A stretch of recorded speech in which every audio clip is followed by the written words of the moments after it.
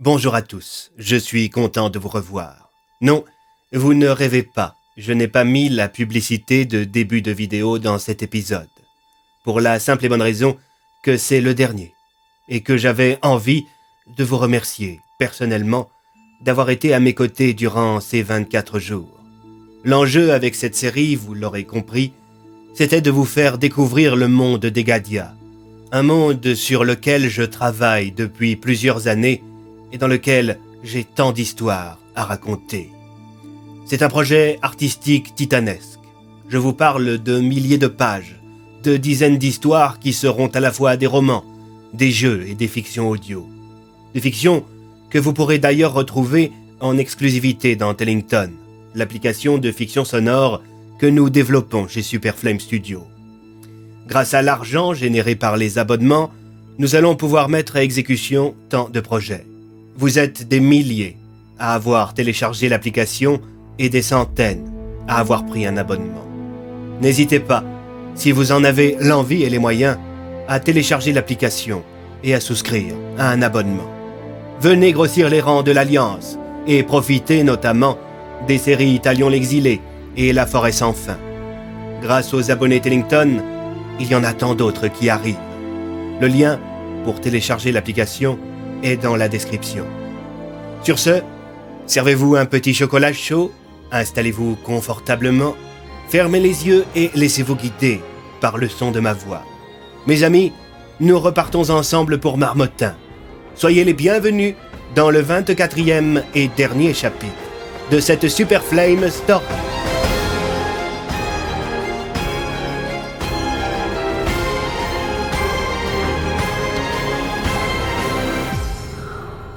La 5e porte, chapitre 24, 24 décembre. Il avait fallu plusieurs minutes aux différents membres du groupe pour réaliser qu'ils étaient de retour à Marmottin. C'était un retour aux sources, un retour aux origines de l'intrigue qui les avait conduits dans l'autre monde. Egadia était désormais un chapitre, écrit à l'encre indélébile, dans les histoires des vies de chacune des âmes qui venaient de faire son retour dans le petit village de montagne. Mais même si cette parenthèse avait été intense, l'heure n'était pas au souvenir. Marmottin était toujours en danger. Quand il vit l'état dans lequel se trouvait Toshihiro, Andrew se précipita au chevet du vieux chef de clan. Le propriétaire de porte invoqua son artefact et en ressortit en compagnie de Rico. Andrew avait avec lui son pharmacobook d'Esculape. « La vache! Il a l'air très mal en point, ce monsieur Andrew !» déclara le corbeau en observant le pauvre Chihiro. Le vieux monsieur avait arrêté de s'alimenter il y a quelques jours. Sa femme était très inquiète. Le chef du clan Akubo était d'une pâleur extrême. Son regard semblait perdu. Pire encore, il crachait du sang. « Je ne garantis pas de pouvoir complètement le remettre sur pied, » déclara Andrew, « mais je peux faire en sorte qu'il ne souffre pas. » Nomiko se contenta de hocher la tête, tandis que des larmes perlaient sur ses joues. Elle prit la main de son mari. Il était pris de tremblement. « Nous devons rapidement effectuer le sortilège de l'ultime prison, » déclara Andrew. « Cet homme souffre le martyre. » Talion prit la parole. « Camélia, tu as déjà utilisé le sortilège, il me semble. » « C'était il y a très longtemps, mais oui !»« Alors tu nous guideras dans la mise en place des éléments nécessaires. » « Moi aussi, je l'ai déjà utilisé il y a quelques millénaires, » commenta Jalnar. « Cela est très intéressant, Jalnouninou, mais voyez-vous, je ne vous fais pas confiance, » répondit Talion du tac au tac. Le descendant de Pestal sourit. Il avait vu tant de choses par le passé qu'exécuter l'ultime prison était pour lui une formalité, un amusement, une broutille qui pourtant était un peu complexe à mettre en œuvre. Camélia expliqua. « Nous devons tracer un cercle tout autour de l'anomalie. Après cela, nous devons nous répartir en 5 points représentant chacun la branche d'un pentagramme. Pour que le sortilège fonctionne, nous devrons invoquer nos portes de manière simultanée. »« Est-ce que vous devez impérativement tracer vous-même le cercle ?» demanda Tassier. « Non, » expliqua Camélia. « Ce qui compte, c'est qu'il y ait une forme circulaire enveloppant la zone à piéger dans la prison. Il suffit de gratter un peu la neige qui entoure l'anomalie. Ça devrait faire l'affaire. Eh bien, dans ce cas, mettons-nous tous au travail, déclara Alias en tendant une pelle au lieutenant Fonk. Tandis qu'Andrew continuait de soigner comme il pouvait Oshihiro, Fonk, l'inspecteur Bloom, Tassier, Alias, Oswald et même l'agent Talbot s'affairaient à tracer un immense cercle tout autour de l'explosion qui était toujours piégée dans la bulle temporelle. Les camarades étaient appuyés dans leurs tâches par les propriétaires de portes qui les aidaient à se placer à des endroits stratégiques afin de faire le meilleur tracé possible. Le geste était simple, mais l'opération était complexe. Il fallait faire un cercle le plus parfait possible et il devait faire plusieurs centaines de mètres de diamètre. Grâce au soutien de Rico, les membres de la communauté bénéficiaient d'une vue aérienne et pouvaient ainsi se corriger en temps réel. Un peu plus à droite, Fonk. Vous déviez de votre trajectoire. Eh ben, je fais ce que je peux, moi, répondit le lieutenant, tandis qu'Oswald venait de décider de faire un bonhomme de neige. « Oswald, on se concentre !» s'énerva l'inspecteur Bloom en observant le vieillard du coin de l'œil. Bientôt, le cercle fut tracé. Andrew expliqua rapidement à Nomiko comment poursuivre le rituel de soins à l'aide de son livre. La vieille femme se concentra du mieux qu'elle put malgré la douleur que représentait à ses yeux la souffrance terrible de son mari. Bien qu'il était un truand, Oshihiro avait toujours été charmant et respectueux avec son épouse. Ils s'étaient rencontrés dans un petit parc tokyoïte il y a plus de 50 ans. À l'époque, il n'avait même pas 20 ans. C'était le printemps. Les cerisiers étaient en fleurs. Elle pique-niquait avec des amis. Lui en faisait tout autant, à quelques mètres à peine. Leurs regards s'étaient croisés. Les deux groupes avaient fusionné, partageant leurs bento et leurs histoires. Quand la nuit avait fini par pointer le bout de son nez, les premiers départs se firent. À la fin, il ne restait plus qu'Oshihiro et Nomiko. Ils ne s'étaient alors plus jamais quittés. Deux âmes réunies lors d'un pique-nique sous les cerisiers en fleurs. Il était donc tout naturel que leur premier et unique enfant, une petite fille, se soit appelée Sakura. Pris d'une crise de délire, Oshihiro n'avait de cesse de répéter son nom. Et pour cause, il sentait qu'il n'allait pas tarder à la rejoindre. La pauvre enfant avait été emportée par une leucémie à l'âge de 8 ans. C'était le grand drame de la vie du couple Akubo. Aucun des deux ne s'en était véritablement remis. Nomiko, tout en s'acharnant à maintenir le sort de soin, pleurait toutes les larmes de son corps.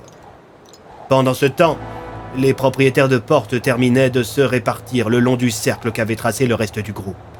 Rico se mit de nouveau à voler. « Il faut que chacun de nous invoque sa porte à l'instant exact où Rico croissera. Sinon, le sort ne fonctionnera pas !» s'exclama Camélia. Un silence pesant s'installa. Le volatile commença à prendre de l'altitude. Et puis, d'un coup... « Ah! Maintenant !» hurla Camélia. Les 5 propriétaires invoquèrent leurs portes. Quand elles sortirent du sol, elles se mirent soudainement à craquer et à s'étirer encore et encore et encore. Bientôt, elles formèrent un immense dôme de bois juste au-dessus de l'explosion.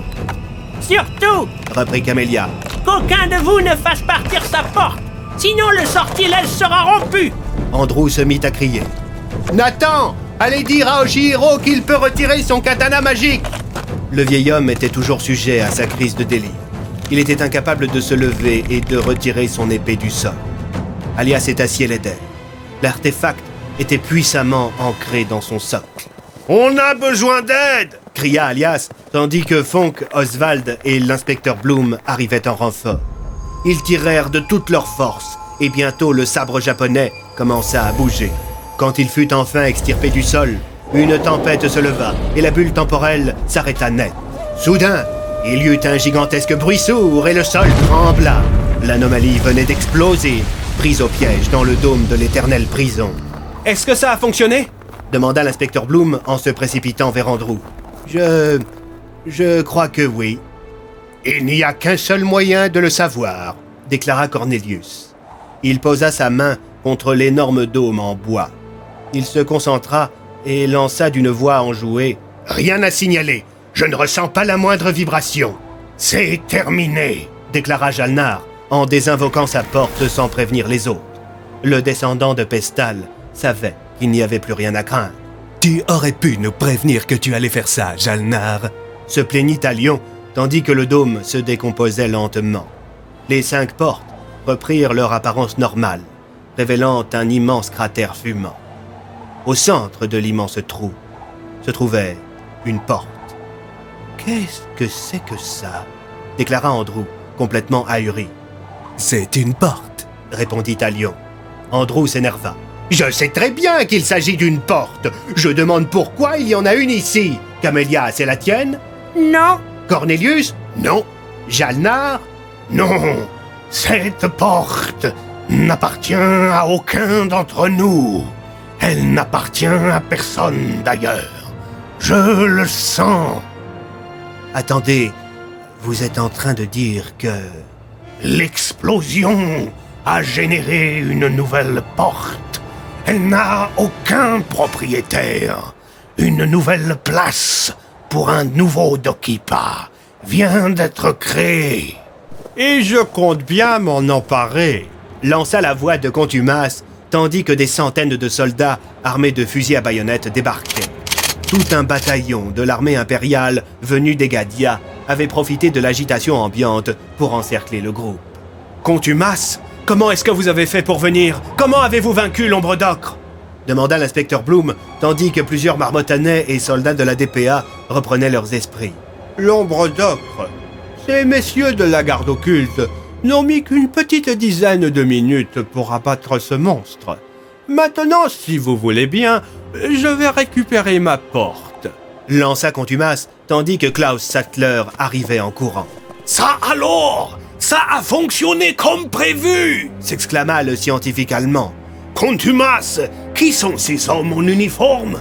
Eh bien, figurez-vous que le plan a subi quelques petites modifications quand vous étiez dans la bulle temporelle, cher professeur. Alors que la sidération s'emparait de l'esprit des marmottanais, Alias comprit la teneur du plan qui s'était déroulé au cours des 24 derniers jours. « Ah! Nous avons été les pièces d'un jeu conçu par Contumace et Sattler. Dès le début, il s'agissait de créer une porte. J'aurais dû m'en douter, c'est l'obsession de ces deux ordures !» lança Alias en sortant son arme. La tension monta d'un cran. Les soldats de la DPA ne savaient plus où donner de la tête. Pour eux, les dizaines de jours qui s'étaient écoulés étaient en réalité une seconde. Ils se demandaient ce que faisaient là ces dizaines d'hommes portant des uniformes bleus.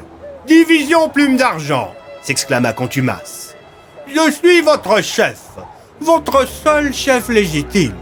Arrêtez ce cher Alias et tous ses petits copains. » Contre toute attente, les militaires n'obéirent pas. Et pour cause, alors que Contumace s'approchait de la nouvelle porte créée par l'explosion, derrière lui se trouvait l'agent Talbot. Quand il s'en rendit compte, Contumace se figea. Il se retourna et vit son ancien acolyte qui braquait un pistolet sur son front. « C'est terminé, Contumace !»« Talbot, espèce de sombre petite merde, qu'est-ce que vous faites ?» La seule chose juste à faire la veille de Noël. Soudain, l'agent tira, mais à la fraction de seconde exacte où la balle allait quitter le canon de l'arme, une porte jaillit du sol et dévia le tir. C'était celle d'Andrew. J'aimerais le tuer, moi aussi, Talbot. Mais la mort n'est pas une solution. Contumace s'énerva sur les Rockwelliens. « Gardes occultes, soldats de l'Empire, battez-vous! Battez-vous pour moi! Battez-vous pour le général Retarmin !» Rien ne se passa. Les soldats des différents camps se regardaient dans les yeux. Tout le monde se doutait que si la situation dégénérait, un massacre allait se produire. Des renforts de la DPA arrivèrent par dizaines, ainsi que des voitures de police de Marmottin. Un soldat de Rockwell, visiblement un gradé, sortit du rang. « Terrarien, en admettant que nous ne vous attaquions pas, est-ce que vous nous laisseriez rentrer en Egadia ?» Les propriétaires de portes et les policiers se regardèrent. Tous semblaient jauger la situation. Personne ne semblait vouloir décider de quoi que ce soit. L'immense tension qui régnait sur la départementale fut brisée par Oswald. L'ancien propriétaire de porte se mit à faire des gestes dans la direction des soldats. « Partez! Partez! Ravioli, partez !» Alias prit une grande inspiration. « Nous sommes la veille de Noël. On peut bien faire un petit cadeau à ces gens. » La tension redescendit d'un cran. Le gradé rockwellien fit un geste de la tête en guise de remerciement. « Soldats de l'Empire, demi-tour droite !» Tandis que les impériaux quittaient les lieux et se dirigeaient vers la croisée, Bloom et Tassier passaient les menottes à contumace, et il se mit à neiger. Fonk aida Oshihiro à se relever. Le vieillard, bien que très affaibli, avait regagné un peu d'énergie après la disparition de la bulle temporelle. À quelques mètres de là, Andrew sortait de sa porte le livre dans lequel était enfermée Lexeria, la compagne de Jalnar. Ce dernier prit l'ouvrage contre lui. Il sentait la présence de sa femme dans l'encre des pages du livre. « Nous te laisserons l'invoquer à ton retour en prison. » déclara Talion, tandis que Cornelius et Camélia faisaient leurs adieux au marmottanais. « Vous ne partez pas avec nous, Andrew ?» demanda Cornelius. « Non, j'aimerais passer Noël avec mes amis, et cette nouvelle porte terrarienne a besoin d'un propriétaire. »« Vous savez à qui la confier ?» demanda Alias. « Oui, j'en ai déjà une petite idée, » répondit Andrew en souriant. C'est ainsi que se conclut le dernier chapitre de cette aventure magique. J'espère qu'elle vous a plu. C'était Super Flame, c'était 237 pages de script. Merci d'avoir été avec moi durant ces 24 jours de décembre. Si vous voulez, à votre tour, me faire un petit cadeau, n'hésitez pas à télécharger Tellington et à vous y abonner. Vous êtes déjà plusieurs milliers à avoir l'application sur vos smartphones, plusieurs centaines à avoir pris un abonnement qui nous permet de créer toujours plus d'histoires. Sur ce, mes amis, il ne me reste qu'à vous souhaiter un joyeux Noël et une très belle année. C'était Super Flame. Au revoir les copains. À très vite.